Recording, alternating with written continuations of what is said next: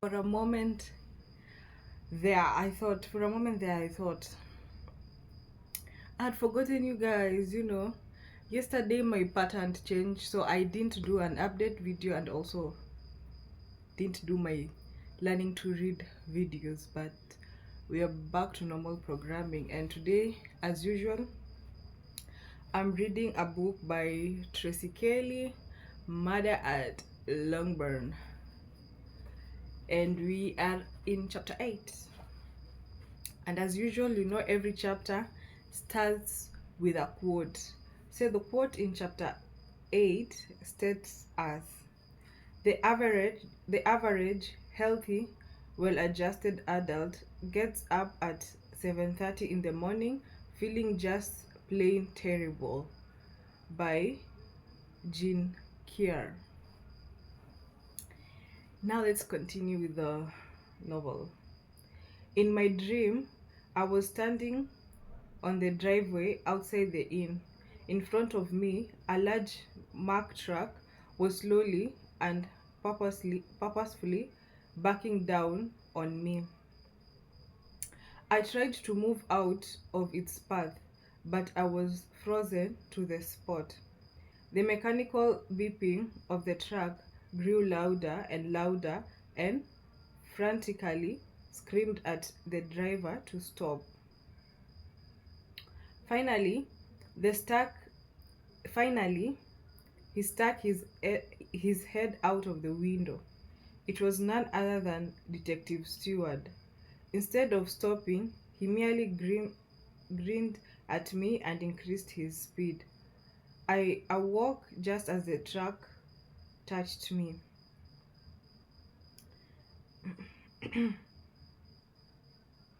Then looked dazedly around my room and slammed my head down on the beeping alarm clock.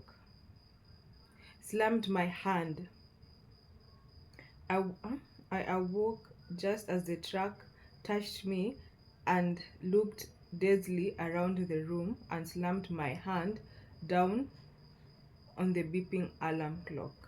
My brain was fuzzy with sleep, and it took me a minute or two to remember the previous night's event and the reason I had set my alarm for such an absurdly early hour. But then I recalled Gerard Ramsey's dead, staring eyes, and everything came rushing back. Throwing on a jeans and a sweatshirt, I hurried down to the kitchen.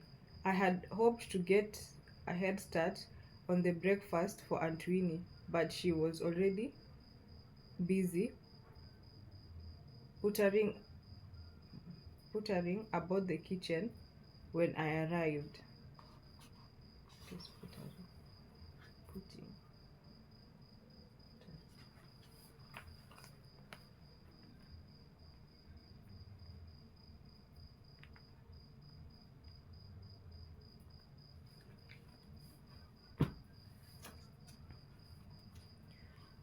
What are you doing up so early? She asked. Coffee's over there if you want any. She gestured to the counter.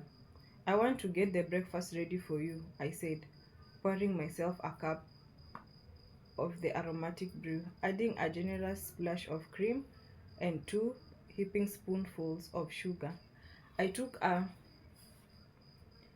re- restorative sip. Leaning against the counter, I focused on the soothing warmth of the kitchen. One would be hard pressed to maintain a bleak outlook in this room. The brightly patterned red tolley alone could banish the darkest of fears. Aunt Winnie was stirring something in a large red pot. I glanced curiously around the kitchen. There were quite a few pans out, and now that I noticed several competing smells, I could identify at least one. Why are you making lasagna for breakfast? I asked. Aunt Winnie shot me a bemused look before replying. patiently.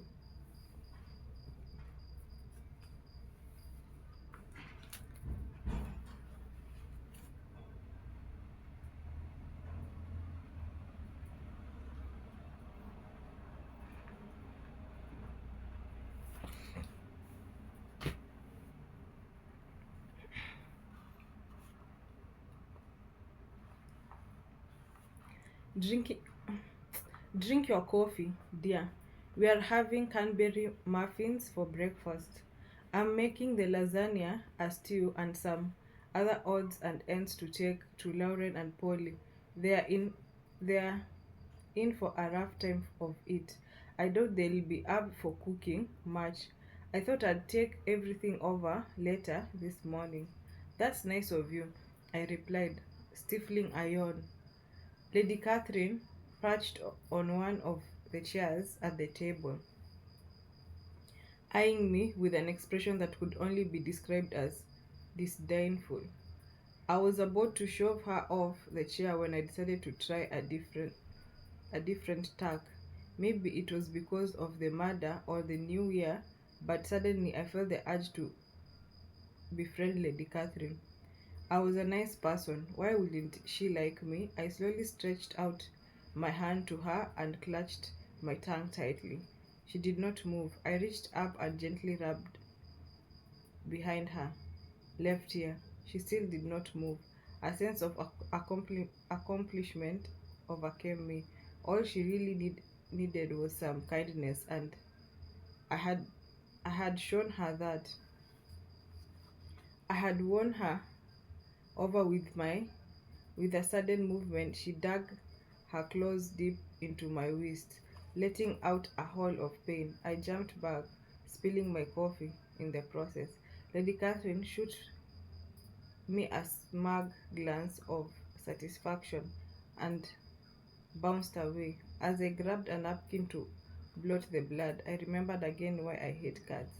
I cleaned up my mess and poured myself another cup. After donning an apron, made a red tolly. Naturally, I helped. After donning an apron made of red tolly, naturally, I helped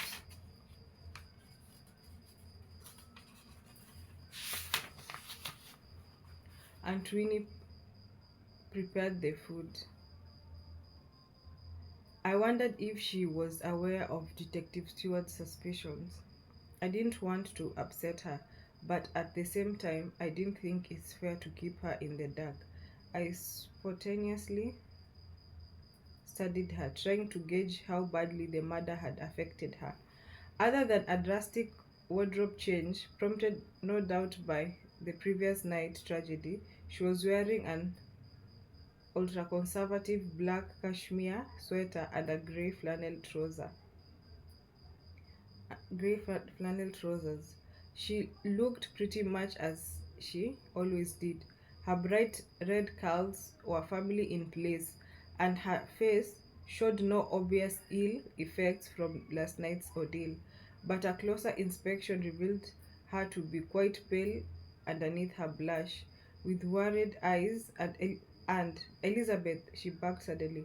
I jumped and spilled my coffee again. What? I said, flustered. Grabbing a dish towel, I mopped my sweatshirt. Stop staring at me like that. It's incredibly unwavering, and frankly, my nerves have just had just about my nerves had just about all they can take. I'm sorry, Antoine, I said briefly. I'm just worried about you.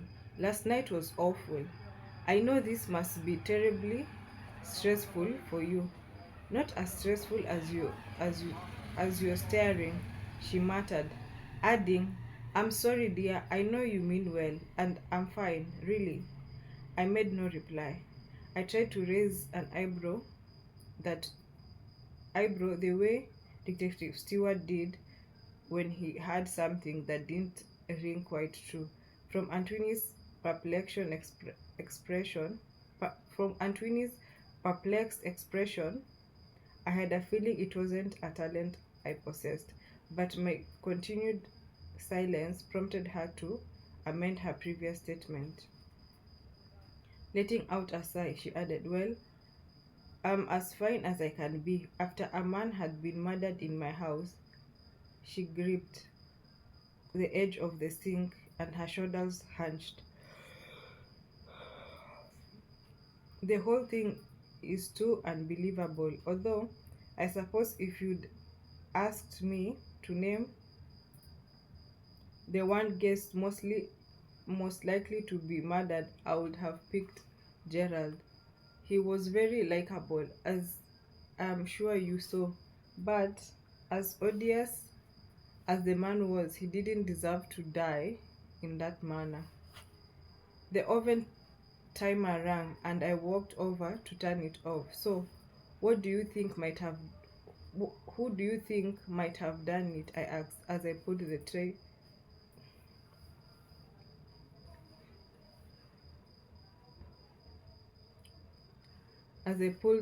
of 24 neat Canberry muffins out of the oven.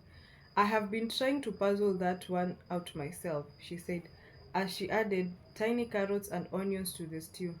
"I think we can rule out the actors, unless it turns out that one of them is Gerald's illegitimate, illegitimate child who has secretly been planning to avenge his mother's ill treatment at Gerald's hands.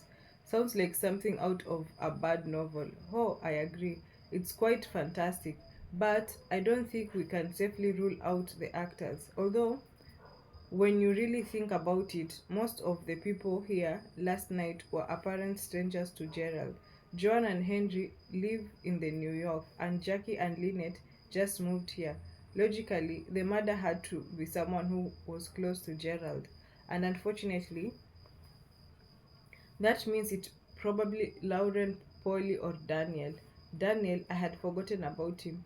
If the rumors about him and Lauren were true, he had an excellent motive for doing away with Gerald. He'd get the girl and the money." I realized Aunt Winnie was watching me carefully. "Are you okay?" she asked gently. "I know you like him." I blushed. As I said, "My mother always wanted me to never play poker. I'm fine." I, ro- resol- I resolutely popped the muffins out of the tray and onto a blue ceramic platter. Although, I must admit, it threw me when Detective Stewart asked me not to leave town, attempting to make light of the situation, I added. And as he didn't try to tempt me by promising a ride in the barbecue box, I don't think it was a compliment.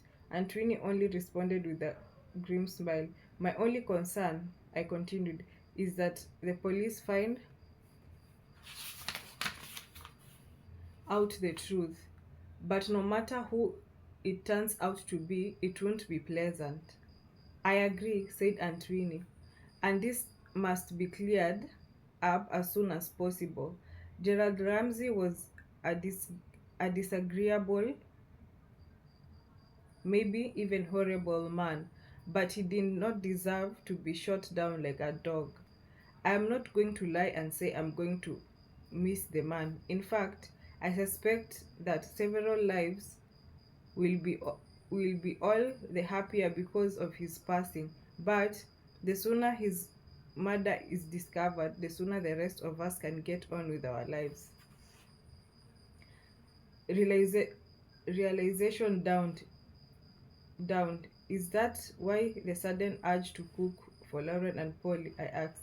"Are you hoping to learn something from them when you drop off all this food?" And Twinnie shrugged but did not deny the charge. "I do want to help them out. I'm not that cold-hearted. I'm truly fond of them both. If they had nothing to do with this, then they must be in a hell this morning. But if they did have something to do with it, well, let's just say I'm more than a little curious to see how they are coping." I don't think either of them had a particularly happy life with Gerald. And Twinnie, what are you saying? Do you honestly believe that by taking up all this food, you are going to hear one of them sleep and admit that he shot Gerald? That's crazy. Don't be absurd. I'm not expecting a confession. I just want to see for myself how they are doing. I had seen I had seen that dodged expression on her face before, and I knew that it was no use trying to convince her otherwise. Fine, I said reluctantly. But I'm going with you. I'm not letting you play detective by yourself. It's too dangerous. You could get hurt.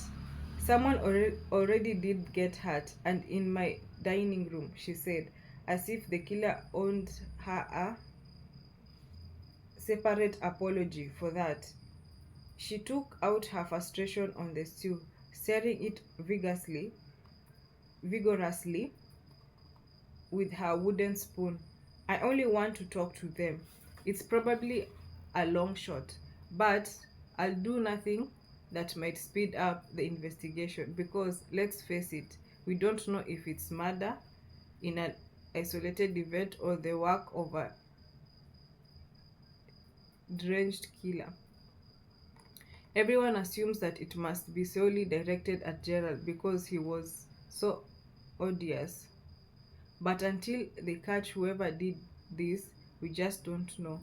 Her words had a chilling effect. The same thoughts had been lurking in my head, but to hear them spoken out loud gave them a frightening reality.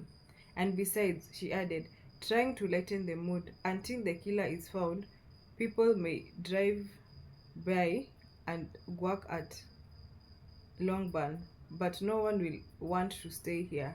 I've worked too hard on this place to let it slip away now. I wasn't going to let Ramsey take Longburn from me when he was alive.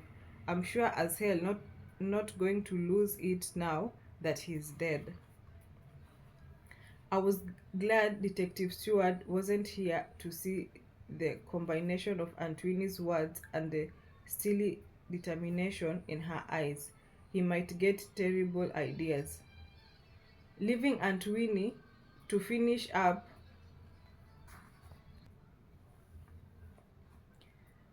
Leaving Aunt Winnie to finish up in the kitchen, I headed for the reading room to set up the breakfast items. Even if the police hadn't sealed off the dining room, I doubted if anyone would want to eat breakfast or any other meal there anytime soon. The room was as I had left it last night, the chairs and table still set up for an interrogation. Maybe because of the stressful exchange I had had there with the detective Stewart, the whole ambience of the room seemed to have changed. It was no longer the cheerful retreat it had been 2 days ago. Instead, it struck me as a cold and uneasy place. A chill seemed to permeate the room. Although, whether this was due to the temperature outside or the events of last night, I didn't know. Nevertheless, I lit a fire in the fireplace a few minutes later. Pale orange and yellow flames leaped and crackled in them.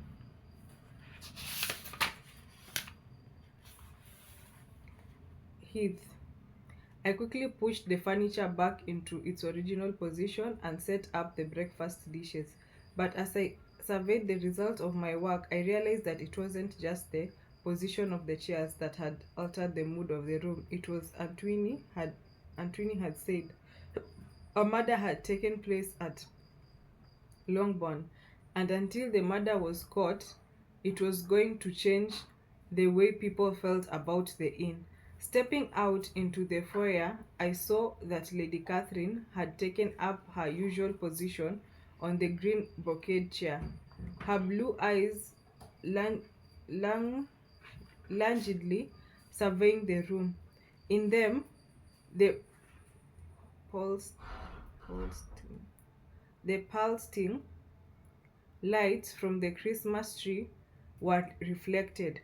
The effect combined with her already peevish expression made the ambience of the reading room seemed downright cozy.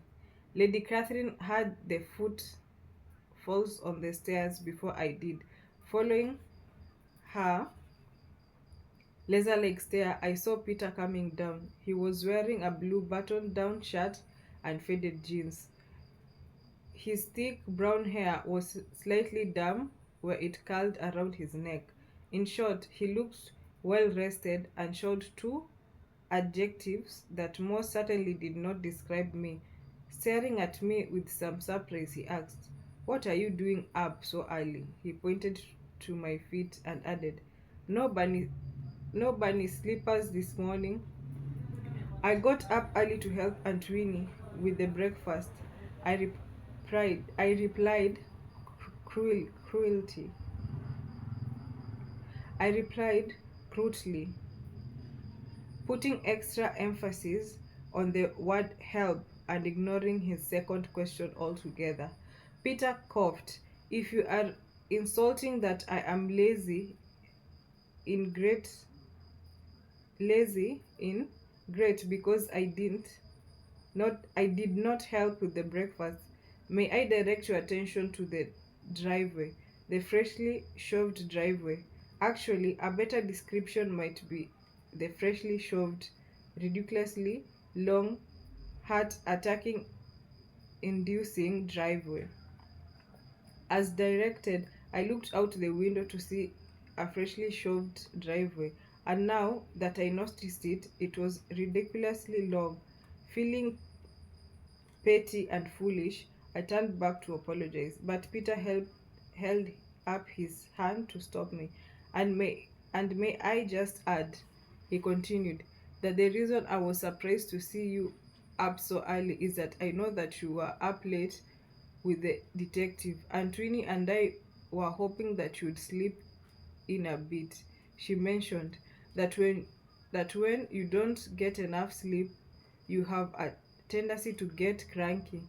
He paused to cock his eyebrow at me. Seriously though, how did your interview with the detective go? Not very well, I mumbled, remembering my various outbursts. I had a feeling, Peter replied dryly. Turning to him for an explanation, he went on. "He was here this morning. He asked me a few questions about you. He said you were a Spitfire." Peter paused and folded his arms across his chest. "I don't think he meant it as a compliment. I can assume you, you, I can assure you he didn't. I was embarrassed that my temper had once again gotten the better of me.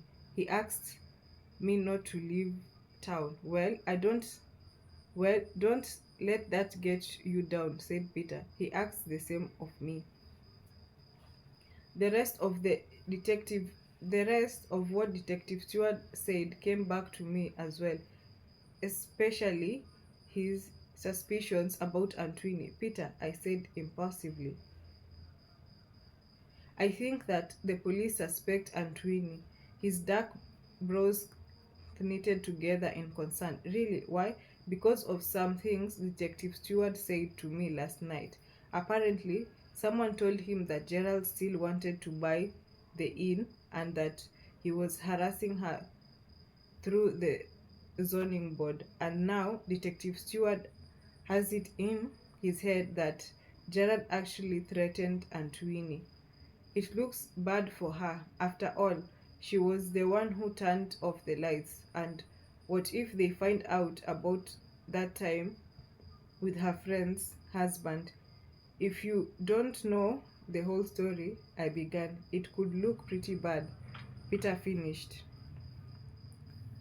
He thought for a moment.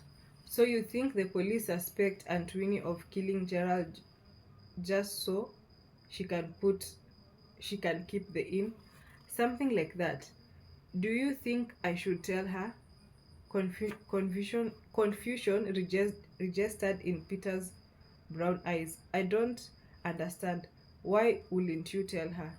Last night I could have listed at least 8 reasons why I should I shouldn't tell her the police I shouldn't tell her the police suspicions. In the light of day, after a cup of hot coffee, I could not think of a single one. You are right, I finally said. I'll tell her. There is no reason not to. She's a smart woman, Elizabeth. I'm sure she can handle the likes of Detective Stewart. I know. I guess I wasn't thinking clearly. I smiled at him. Thanks, Peter. I've got to run and take a shower. See you later. Right, said Peter. I'll go see if Winnie needs any help. As I walked up the staircase, I was sure that Peter was right. There was nothing to worry about, and Winnie was a smart, strong woman. More important, I assured myself she was innocent. I turned back to Peter.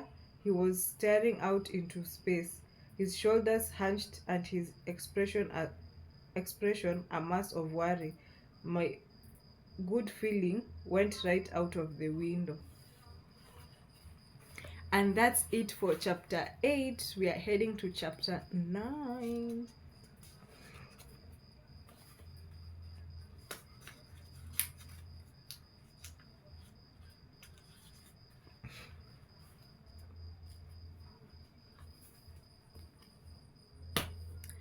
So I guess we're gonna catch up again later.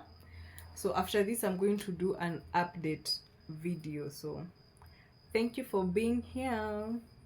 Ciao, my loves.